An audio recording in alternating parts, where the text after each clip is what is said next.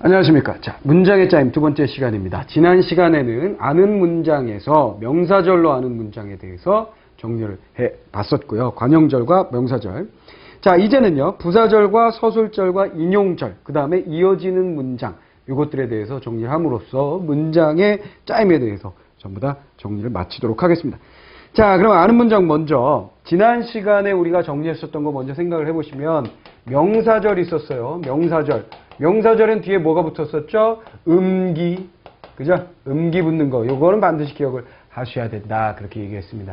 그죠? 그 다음에, 종결어일 경우에는 야가지. 싸가지 않은 야가지. 이거 붙는 거. 그 다음에, 관형절인 경우에는 문장에 붙든, 문장의 종결어에 붙든, 종결어에 붙지 않고 어간에 붙든 간에 뭐, 은는 을던 생각하자 그랬죠. 그냥 편하게. 은는 을던. 난 그것도 붙잖아. 그럼 미을 리은 생각하자 그랬어요. 그러면서 플러스 뒤에 뭐가 들어가야 된다? 체언이 뒤에 붙어서 체언을 앞에서 수식하는 형태. 이걸 우리가 관형절이라고 이야기한다 그랬습니다. 자, 그 다음에 명사절엔 여기 뭐가 붙는다 그랬죠? 조사가 붙는다 그랬죠? 조사가 붙어서 조사에 의해서 부사가 되기도 하고, 그죠? 그 다음에 주어가 되기도 하고, 목적어가 되기도 하고, 아니면 보어가 되기도 한다라고 말씀을 드렸습니다. 자, 그 다음에 이제 할 것은 뭐냐면 부사절이에요. 자, 그러면 여러분들이, 아유, 와. 음기 야가지 있잖아요. 거기에 부사격 조사가 붙으면, 이렇게 붙으면, 그건 그것도 부사절이라고 그러면 안 돼요? 아, 그게 아니죠. 얘는 명사절입니다. 무조건. 명사절이 문장에서 부사어의 성분으로 쓰이는 것을 말하는 거고요.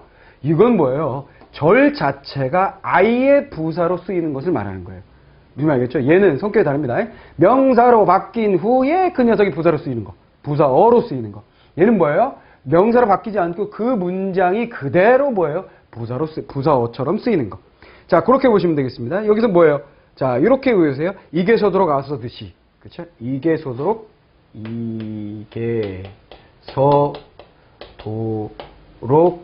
듯이. 이렇게 외우시면 될 것 같아요. 자, 은는 을던 체언, 그 다음에 음긴 야가지 조사, 이게 서도록 듯이. 그렇죠? 이게 서야 돼요. 서도록 듯이. 이렇게 정리하시면 될 것 같습니다. 자, 그러면 어떻게 되느냐? 서술어 뒤에 붙습니다. 예를 들어서 문장 보시면 다 알 수 있어요. 보리가 소리도 없이 이 나왔죠. 그렇죠? 근데 여기서 차이가 있다면 이 같은 경우에는 뭐라 그랬어요? 파생접사라고 그랬어요. 그죠? 파생접사고요. 나머진 전부 다 어미입니다. 그죠? 그런 차이가 있습니다. 근데 문장을 구분함에 있어서 이 녀석을 지금 얘는 어미고 얘는 파생접사다라는 것 자체를 구분을 반드시 해야 되는 것은 아니니까 크게 신경을 안 쓰셔도 될 것 같고요. 자, 그래서 들어갑니다. 보리가 소리도 없이 나왔죠. 없이 붙었습니다. 부드럽게 붙었죠. 부드럽다 서술어, 그죠? 없다 서술어, 나다 서술어 거기에 도록 붙었죠. 그 다음에 오다 서술어에다가 서가 붙었고요. 그 다음에 또 비가 오듯이 듯이가 붙었죠. 자, 이런 식으로 해서 부사절이 만들어졌다 이런 얘기죠. 하나만 볼까요? 두 개만 볼게요. 보리가 소리도 없이 내 마음에 들어왔다 그랬어요. 자, 보리가 소리 없이 내 마음에 들어왔다. 자, 이게 하나의 문장이에요. 그럼 우리가 항상 어떻게 되는 거죠? 들어왔다, 서술어 투, 서술어 원, 됐죠? 내 마음에, 소리, 여기 있다, 서술어 투, 됐죠? 그래 놓고 서술어 투에 뭐가 붙었느냐? 이가 붙었네요, 그렇죠? 그렇죠? 이게 서도록 듯이, 이가 붙었으니까, 아하, 부사절이구나, 이렇게 해서 정리하시면 되는 거죠. 됐죠? 별로 어렵지 않습니다. 다음 거, 땀이 비 오듯이 흐른다, 있죠? 땀이 비 오듯이 흐른다.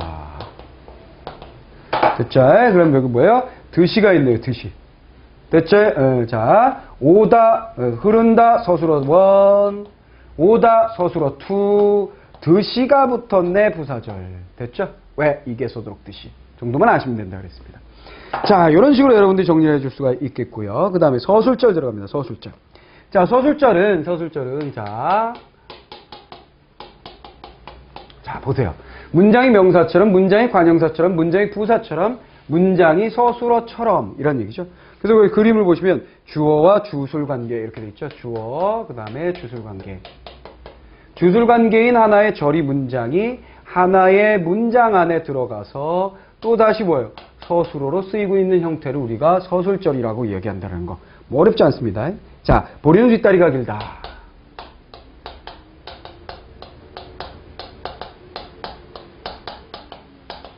자, 이렇게 되는 거죠. 길다, 서술어, 원 해놓고 뒷다리가 주격조사 붙었으니까 주어겠구나. 주어 원 해놓고 보리는 주어 투네. 느는 보조사니까 보조사가 붙었을 때는 원래 그 녀석이 그 위치에서 하는 역할을 그대로 품사, 문장 성분으로 이야기하면 된다 그랬어요. 그래서 얘는 주어예요. 그럼 주어가 두 개네. 이게 웬일일까? 그랬을 때 이렇게 묶어서 이만큼 뒷다리가 길다는 하나의 절 문장이 무엇이 되는 거죠? 술투가 된다라는 얘기죠. 이거 우리가 서술절이라고 이야기합니다. 됐습니까? 자, 근데 이 녀석은 더 희한해요. 문 선생은 애완견이 뒷다리가 길다 그랬어요. 문 선생은 주어라는 거 알 수 있죠? 애완견이 그죠? 뒷다리가 길다. 오이야. 이 웬일이요? 뭐대? 길다. 서술어 원. 그죠? 뒷다리가 주격조사 붙었네. 주어 원. 애완견이 아이고야. 주어 투. 문 선생은 주어 쓰리. 이런 젠장. 뭐야 이거? 주어 쓰리. 왜 이렇게 많아? 그렇다면 뭐예요? 이것이 절로 안겼죠? 그리고 이만큼이 또다시 절로 안겼어요. 서술절이 두 번이에요. 그렇죠? 이런 형태로 문장을 만든 겁니다. 문 선생의 애완견이 뒷다리가 길다. 이거 이거 너무 복잡한데 마음에 안 드시면 어떻게 돼요? 애완견의 해서 얘를 관형사로 관형사처럼 쓰일 수 있도록 관형사형 어미를 붙여서 다시 관형격 조사를 붙여서 관형어로 만들어주면 되죠. 무슨 알겠죠? 그래서 뒷다리를 수식하도록 만들어주게 되면 그때는 주술관계가 절의관계가 딱 한 번만 나타나게 되는 형태가 될 거예요. 자, 됐죠? 자, 이런 식입니다. 자, 그래서 서술절은 딴 거 필요 없고 나머지 전부 다 명사절, 관형절, 부사절은 모두 다 뭐였다고요? 주어와 서술어의 관계가 두 번씩 나타나는 형태였어요. 근데 서술절 경우에는 안긴 문장임에도 불구하고 주술관계가 서술어가 하나밖에 없다는 얘기입니다. 무슨 말 알겠죠? 그러나 주술관계는 두 번 나타났다라고 말을 해도 틀린 말은 아니에요. 그렇죠? 한 번, 그 다음에 이렇게 두 번. 이런 형태죠. 자, 그런 얘기입니다. 자, 그 다음에 이제 마지막 인용절. 자, 인용절은 한편으로는 그냥 부사절에다 집어넣어야 되는 것이 아닐까라고 얘기할 수 있는 부분입니다만 학교 문법에서는 얘는 인용절로 따로 빼고 있어요. 그래서 어떻게 보면 명사는 품사 이름이고요. 관형사, 부사, 품사 이름이고요. 그렇죠? 그 다음에 마지막에 지금 좀 전에 했었던 서술절, 문장 성분의 이름인데 어쨌거나 문장의 성분과 품사의 이름을 가지고 절을 만들고 있었어요. 근데 인용절은 좀 독특하죠. 그죠? 인용절은 품사 이름이 아닌 문장 성분의 이름도 아닌 엉뚱한 녀석이 튀어나와서 하나의 절이 되고 있어요. 그래서 이 녀석은 부사절에다가 그냥 포함시키자라고 하는 말이 한편으로는 말이 되는 소리예요. 그렇죠? 말이 되는 소리입니다만은 자, 여기서 한번 우리는 학교 문법에서 나누고 있으니까 이 녀석은 뭐예요? 그죠? 라고, 하고 이거만 하시면 돼요. 그죠? 뭐가 붙었느냐? 서술어 뒤에 고나 라고 하고가 붙었다. 라고나 혹은 하고가 붙었을 때는 뭐예요? 직접 인용이고 많이 듣던 건데요. 그렇죠? 간접 인용. 이 중학교 때 뭐 했던 거예요. 그죠? 중학교 때 했던 겁니다. 고등학교 때는 이제 문법적인 내용으로 정리를 하게 되는 거고요. 자, 그럼 이렇게 돼 있죠. 그녀가 이 아이의 이름이 뭐지요? 라고, 띵띵라고. 그러니까 직접 인용이라는 건 간단해요. 이렇게 따옴표가 있을 때. 그죠? 보리라고, 나는 여인이 개를 좋아한다. 그냥 고가 붙었다는 얘기는 따옴표가 없죠. 그죠? 그 다음에 보리라고 합니다. 라고. 그렇죠. 문장이 있죠. 문장이 있고 라고 이런 식이에요. 됐죠? 보리야. 문장이죠. 따옴표 있죠? 하고 보리야 하고. 자, 됐죠? 멍멍하고. 됐죠? 자, 이런 것들 직접 인용. 자, 직접 인용과 간접 인용인데 주의하실 것은 이런 거예요. 첫 번째 문장은 누군가가 한 말이죠. 그녀가 한 말을 인용했고요. 그래서 두 번째 문장은 그 여인이 걔를 좋아한다고 인용은 인용인데 다른 사람의 말을 인용하는 것이 아니라 내 머릿속에 있는 화자의 생각이나 판단을 인용하고 있다는 거예요. 그래서 혹 잘못 생각하셔서 인용이라 그러면 다른 사람의 것만 인용해야 된다라고 생각을 하셔가지고 이런 건 인용절이 아니다라고 생각하실까봐 제가 예문도 넣고 여러분들에게 설명을 드린 겁니다. 그리고 항상 제 예문들이 서로 연관관계를 맺도록 만들려고 애를 쓰는데, 집필하는 과정에서 너무 바쁜 일이 생겼다라든가, 뭐 등등, 그래서 머리통이 잘 안 돌아간다든가, 그럴 때는 별로 연관관계가 없는 문장을 만들기도 합니다. 근데 웬만하면 연관관계가 있는 문장으로 만들어서 좀 읽기 편하게, 여러분들 읽고 정리하기 편하게 제가 배려를 하고 있는 거예요. 그죠? 자, 그래서, 그 다음에, 보리야! 그 다음에 멍멍! 이런 건 뭐예요? 음성상징어도 역시, 그렇죠? 따옴표에 들어가면 이렇게 라고 하고 고가 들어가게 되면 전부 다 인용절이다라는 걸 여러분들이 알아주시면 됩니다. 자, 그래서 마지막으로 이제 아는 문장의 아는 문장의 구별법이에요. 자, 지금까지 계속해서 여러분들에게 보여드린 건데, 첫 번째, 문장의 마지막 서술을 밑줄 긋고 서술을 원 한다는 얘기입니다. 두 번째, 뭐 하는 거죠? 문장의 앞쪽으로 가다가 또 다른 서술을 만난다. 또 다른 서술을 만나게 되면 그 뒤에 무엇이 붙어 있는지를 본다는 얘기죠. 그래서 음기냐가지가 있으면 음기냐가지 조사면 명사절, 그죠? 은을던 체언이면 관형절, 그죠? 그 다음에 이계서도록 드시면 부사절. 그 다음에 하나 지웠네요. 서술절은 볼 거 없다 그랬죠. 서술어 얘는 주어가 두 개인 경우고요. 그 다음에 라고 하고 고가 붙어 있으면 쉽죠. 그러면 이게 따로따로 공부할 때는 좀 복잡해 보였지만 명사절, 관형절, 부사절, 그 다음에 인용절, 그 다음에 서술절까지 한꺼번에 놓고 보시면 별로 어렵지 않을 거예요. 무슨 말이겠죠? 그리고 암기하는 것도 별로 어려운 일은 아닐 겁니다. 그럼 이걸 그냥 편하게 그냥 암기를 해버리세요. 얘를 암기해버리신다면 좀 더 쉽게 여러분들이 문제를 풀 수가 있을 거예요. 자, 그 다음에 이제 이어진 문장입니다. 자, 이어진 문장은 두 가지가 있다고 그랬죠? 이어진 문장은 대등적으로 이어진 문장과 그 다음에 종속적으로 이어진 문장 두 가지가 있는데요. 자, 대등적으로 이어진 문장은 문장 A와 문장 B가 같은 내용이거나 아니면 반대인 경우가 주를 이룹니다. 그 다음에 얘는 A와 B가 어떤 영향을 미치는 거예요. A와 B가 서로 영향관계에 있다. 영향관계에 있다라는 것이 주된 특징이다라는 거죠. 그래서 일단은 여기 보시면 대등적인 거, 복귀는 보리를 사랑하고 보리는 복귀를 믿는다라고 되어 있죠. 뭐뭐하고 A하고 B한다. 그래서 얘네 둘이가 대등해요. 그죠?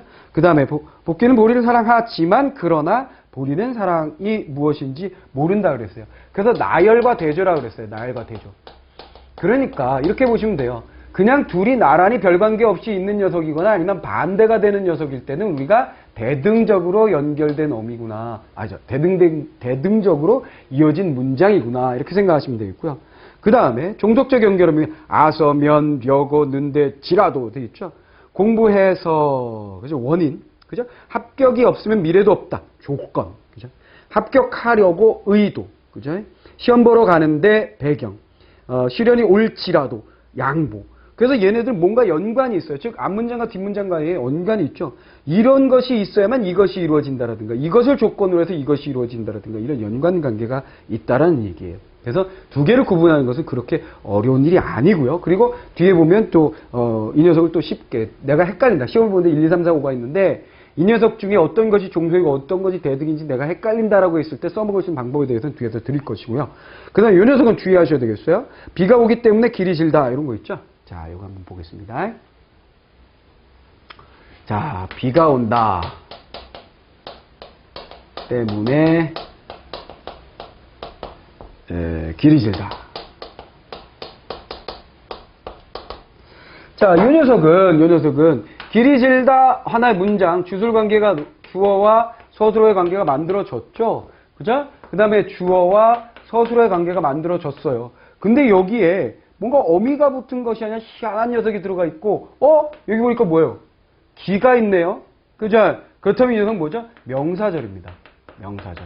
그래서 이 녀석은 이어진 문장이면 틀림이 없습니다. 이어진 문장이면 틀림이 없는데 위에서 보던 녀석과 달리 때문에 가운데 중에 같은 녀석들이 붙게 되고 그 다음에 앞에는 뭐예요? 관형절이나 명사절이 만들어져 있다는 거예요. 그래서 이 구조를 분석하면 여러분들이 잘 보셔야 되겠습니다. 그렇죠? 그런 예문들을 여러분들에게 드렸으니까 얘네들도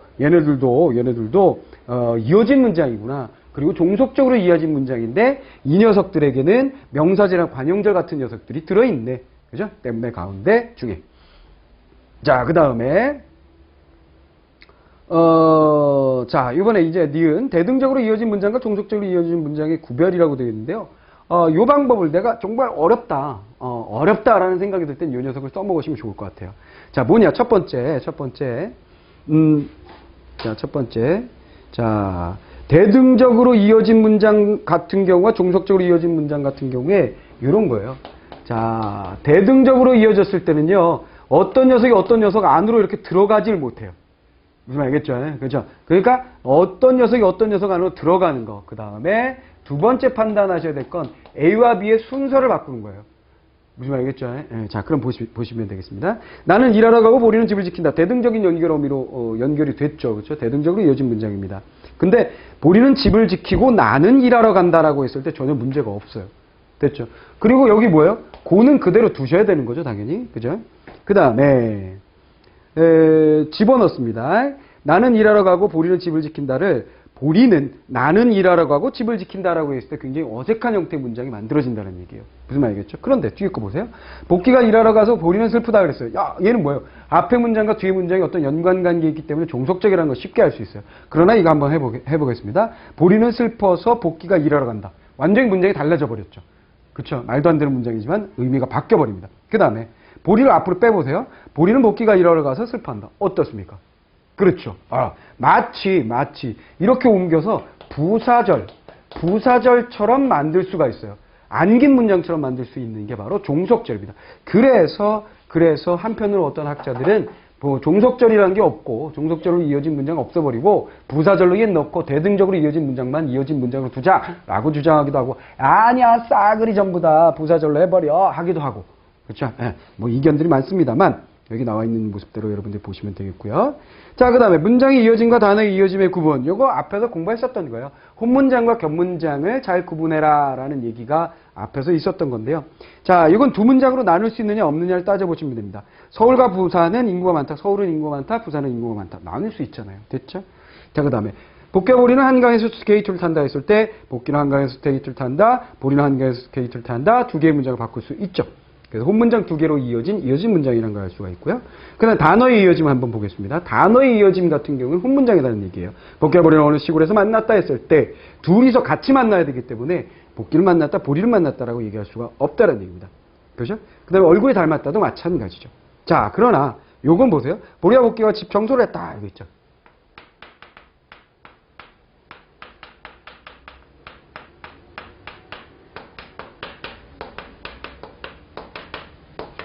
자, 요런 형태의 문장이 만들어질 때에는 혼문장일 수도 있고 겹문장일 수도 있어요. 그러니까 보리가 보리네 집을 청소하고 복귀가 복귀네 집을 청소했어요. 그럼 보리가 집 청소를 했다, 복귀가 집 청소를 했다라는 두 개의 형태의 혼문장이고 두 개를 겹칠 수가 있다는 얘기예요. 그러나 얘네 둘이 힘을 합해서 알겠죠?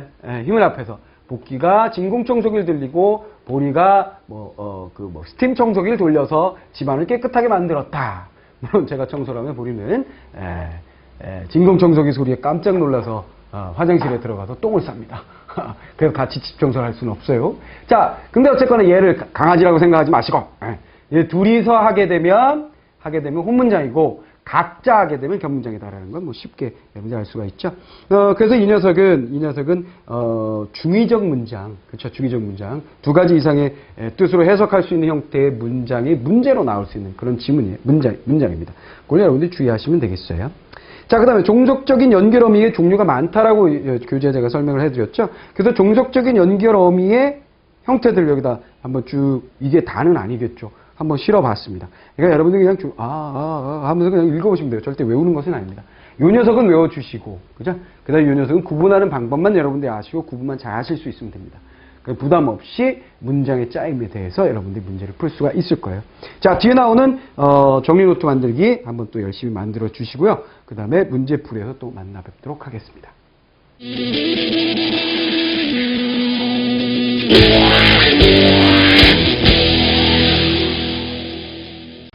자, 문제풀이 들어가 보도록 하겠습니다. 자, 1번 문제. 보기의 문장과 동일한 구조를 가진 문장은 무엇이냐 그랬어요. 문장 구조, 문장 짜임에 대해서 나왔다 그러면 뭐예요? 우리는 서술어 들어갑니다. 서술어. 자, 서술어 들어가면 돼요. 서술어. 자, 잘한다. 서술어 원, 술원 잡았죠? 서술어 하나 잡았고, 그는 형과 다르다 그랬어요. 다르다. 서술어 투, 술투 잡았습니다. 그자, 그래 놓고 뒤에 뭐가 붙었는데 뭐가 붙었죠? 이가 붙었죠? 이계서도록 붙었습니다. 그렇죠?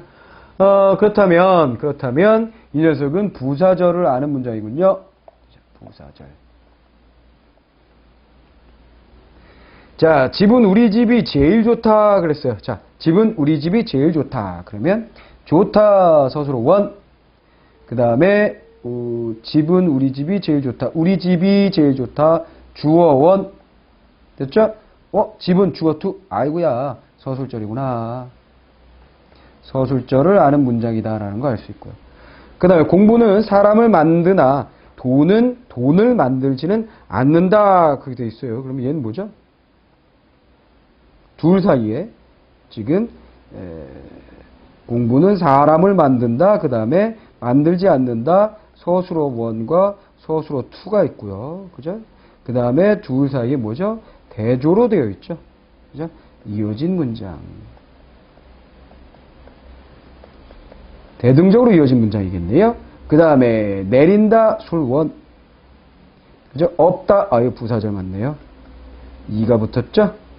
3번이 정답이고요. 다음 주에 가자 고 나왔죠? 인용절이죠?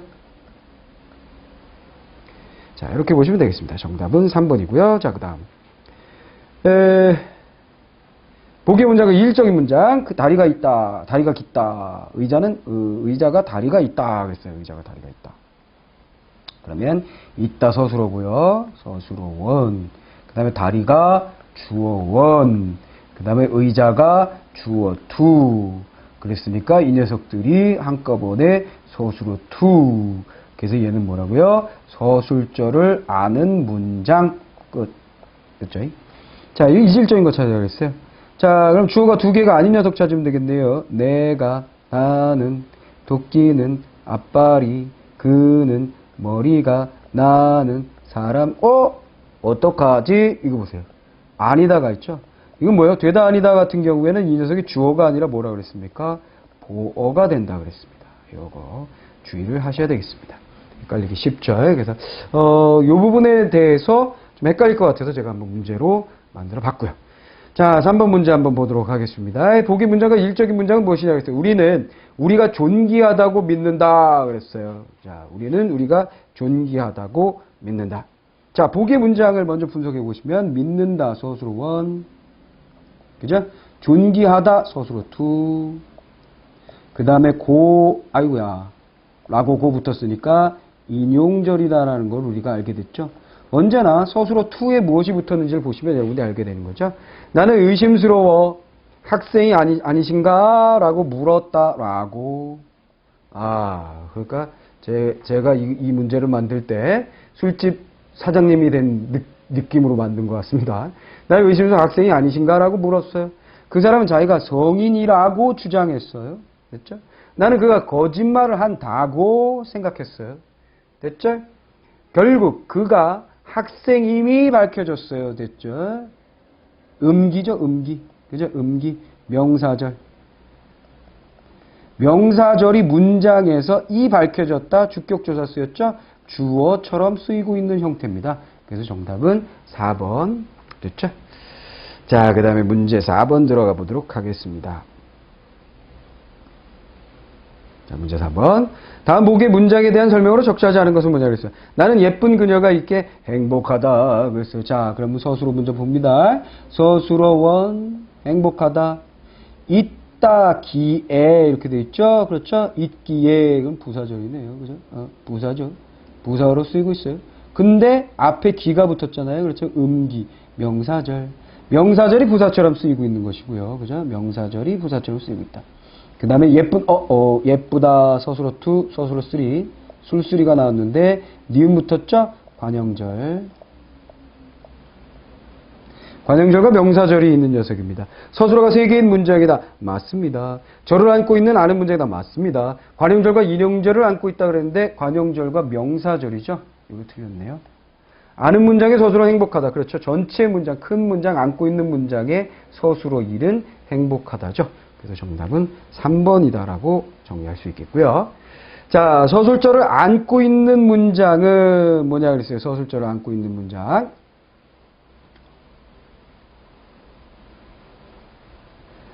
자, 다음 중 서술절을 안고 있는 문장. 나는 배가 나왔다 그랬어요. 자, 서술절을 안고 있는 문장. 나왔다 서술어죠? 술원. 배가 주원. 나는 주투. 됐죠? 그렇다면 뭐예요? 서술절을 안고 있는 문장 첫 번째 문장이 정답이다라는 걸 알 수가 있겠네요. 그렇죠? 5번에 1번이 정답이 되고요. 나는 부분적인 비말이다. 술원. 부분적 나는 없네. 주술원. 그죠? 주원. 끝났죠? 결심했다. 술원. 다이어트를 나는 주원. 다이어트에 성공했다. 술원.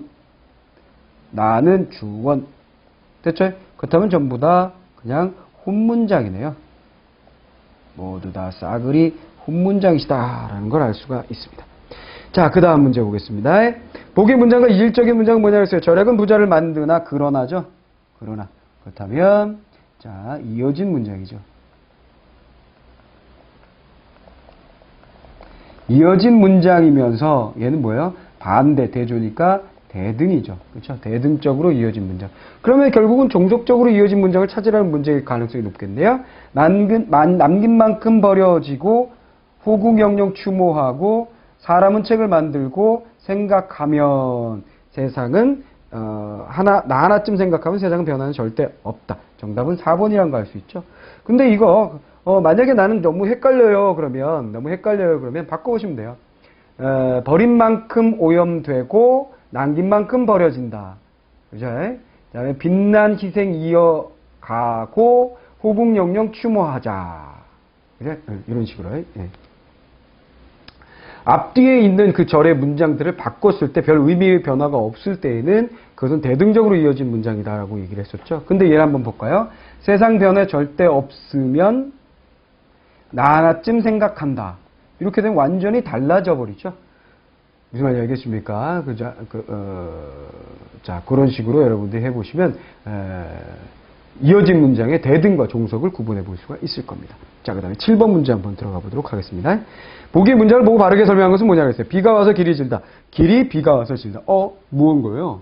길이라는 뒤에 있는 문장 여기다 주어를 앞으로 옮겼죠. 그러니까 이 녀석은 뭐예요? 이 녀석은 바로 종속적으로 이어진 문장이에요. 그냥 이어진 문장. 됐죠? 종속적인 이어진 문장. 근데 이 녀석은 어떻게 된 거예요? 이렇게 되면서 부사절이 됐죠. 부사절을 아는 문장이 됐습니다. 그죠? 별로 어렵지 않죠? 됐죠? 자, 바르게 설명한 거. 견문장을 어순의 변화로 혼문장으로 바뀔 수도 있겠구나. 둘 다 견문장이에요. 그죠? 둘 다 견문장입니다. 그 다음에 이어진 문장이 어순의 변화로 아는 문장으로 바뀔 수 있다 그랬는데 이어진 문장이 아는 문장으로 바뀐 거 맞네요. 2번 정답이 되겠습니다. 어순의 변화가 있어도 문장의 종류의 변화가 없다. 변화됐죠. 대등적으로 이어진 문장은 앞절이 뒷절 안으로 이동할 수 있다. 이동한 거 봤죠. 자, 8번. 문장의 성질이 다른 것은 뭐냐 그랬어요. 여자는 사람 때문에 울지만 남자는 자신 때문에 운다 그랬어요. 삶은 산처럼 무거우나 그러나 세상은 날 삼류라고 하지만 그러나 설령 그녀가 날 잊을지라도 그러나 비슷한 것 같아요. 그죠? 자, 이런 경우에 또 여러분들 해보시면 됩니다. 여러분들이 앞에서 설명드렸던 방법을 해보시면 되겠는데요. 자, 나는 한번 옮겨볼게요. 이번에는 다른 방법 해볼게요. 나는 설령 그녀가 잊을지라도 그녀에게 최선을 다할 것이다. 얘를 옮겨도 전혀 문제가 없네요. 그렇다면 얘는 뭐예요? 종속적으로 이어진 문장이라고 보시면 되겠습니다. 그렇죠? 그래서 지라도를 알고 있으면 더욱더 쉽겠습니다만 모른다고 했을 때 헷갈리는 데는 항상 옮겨보는 거예요. 무슨 말인지 알겠습니까? 그리고 아니면 뭐예요? 앞뒤의 것을 바꿔보라 그랬죠? 남자는 자신 때문에 울지만 여자는 사랑 때문에 운다. 죽음은 깃털처럼 가벼우나 삶은 산처럼 무겁다. 이 여자는 날 사랑하지만 세상은 날 삼류라고 한다. 이런 식으로 여러분들이 바꿔보시면 되겠습니다. 바꾸면 큰 의미의 변화가 없이 자연스럽게 바뀌어집니다. 근데 나는 그녀에게 최선을 다할지라도 설령 그녀가 날 잊는다. 완전히 달라져 버리죠. 그래서 4번 문장이 종속적으로 이어진 문장이라는 걸 알 수가 있게 됩니다. 자, 그 다음에 9번으로 한번 들어보도록 하겠습니다. 자, 문장에 대한 설명으로 비가 오기 때문에 길이죠. 이거 종속적으로 이어진 문장이네요. 모두 다 종속적으로 이어진 문장임에는 틀림이 없습니다. 좀 특이한 녀석이라고 주의하라고 제가 말씀을 드렸던 때문에 가운데가 붙고 여기에 절이 온다 그랬죠. 그죠? 자, 오기 이건 뭐예요? 음기 붙었으니까 명사절이 온 거고요. 그죠? 그 다음에 오는은 뭐예요? 관형절이네요. 은는 을던 붙었으니까요. 자, 이렇게 정리하시면 되겠습니다. 자, 종속적으로 이어진 문장들이다. 맞는 설명이죠. 종속적 연결음이 없이도 이어진 문장이 성립된 이에다. 맞는 설명이죠. 앞의 절에는 아는 문장이 쓰여 있다가 맞는 설명이죠. 기억은 관형절이고 명사절이다. 아이고야, 바꾸셔야 되겠네요. 정답 4번이 되겠습니다. 자, 10번 들어가겠습니다. 다음 중 혼문장에 해당하는 문장은 뭐냐고 했어요. 영어와 영희는 대학로에서 만났다. 세트를 보시면 돼요. 얘네 둘이 한꺼번에 한 것이다. 그렇다면 얘는 혼문장이죠. 만났다라는 얘기는 둘이 얘가 얘를 만나고 얘가 얘를 만난 거예요. 영어와 영희는 같은 날 결혼했다 그랬어요. 그렇죠? 같은 날 결혼. 선생님, 얘네 둘이 결혼한 거면 얘 혼문장이잖아요. 물론 그렇습니다. 근데 같은 날이라는 표현을 굳이 썼다라는 얘기는 당연히 같이 결혼하면 같은 날 결혼하지. 너 결혼할 거야. 나는 25일 날 결혼할게. 너 26일 날 결혼해. 너 아버지하고 결혼하고 아버지하고 가서 결혼식하고 나는 전날 결혼식 할게. 우린 부부야. 이 말도 안 되는 상황이잖아요. 그렇죠? 같은 날이라는 표현이 들어있는 것으로 보아서 각자 결혼한 것으로 보여집니다. 그러니까 이 녀석은 견문장이라고 보겠고요. 영어와 영희는 알프스에서 스키를 탔다. 이것도 마찬가지예요. 그죠? 영어와 영희는 알프스에서 스키를 탔다 그랬는데 같이 탈 수도 있어요. 사실은. 그죠? 같이 탈 수도 있습니다만 각자 스키는 타는 것이기 때문에 두 개의 문장으로 보셔야 됩니다. 그러니까 이게 이런 거죠. 예를 들어서 스키가 있으면 이렇게 둘이 스키가 있으면 이렇게 둘이 이러고 이러고 타는 경우 뭐 있겠는데 이런 것까지 여러분들이 따지지 마시고 알프스에는 산과 눈이 많다. 산이 많다. 눈이 많다. 두 개의 문장 형태로 되어 있는 녀석이라는 걸 알 수가 있죠. 그래서 가장 혼문장이라는 것에 대한 이의가 전혀 없는 거 1번이라고 보시면 되겠습니다. 자, 이런 식으로 해서 혼문장, 견문장, 아는 문장, 이어진 문장 모두 다 한번 정리를 해봤어요. 그러면 여러분들 이렇게 생각하시면 돼요. 처음에는 굉장히 헷갈리고 복잡하게 느껴졌지만 몇 가지 요소를 정리하고 암기하면 굉장히 쉽구나. 그리고 접근 방법을 명확하게 가지고 있으면 굉장히 쉽구나라는 걸 알아내셨다면 충분히 공부가 잘 된 것이라고 볼 수가 있겠습니다. 자, 이렇게 해서 여러분들하고 이제 문장의 구조에 대해서 살펴보았고요. 자, 이제 다음 시간부터는 문장의 종결, 즉 문법 기능이라는 부분에 대해서 정리를 해볼 거예요. 문법 기능이라는 것은 지금까지 공부한 것들을 가지고 문장의 조미료를 친다라고 생각을 하시면 될 것 같아요. 지금까지 아주 작은 발음에서부터 시작해서 하나의 문장을 만드는 것까지 왔죠.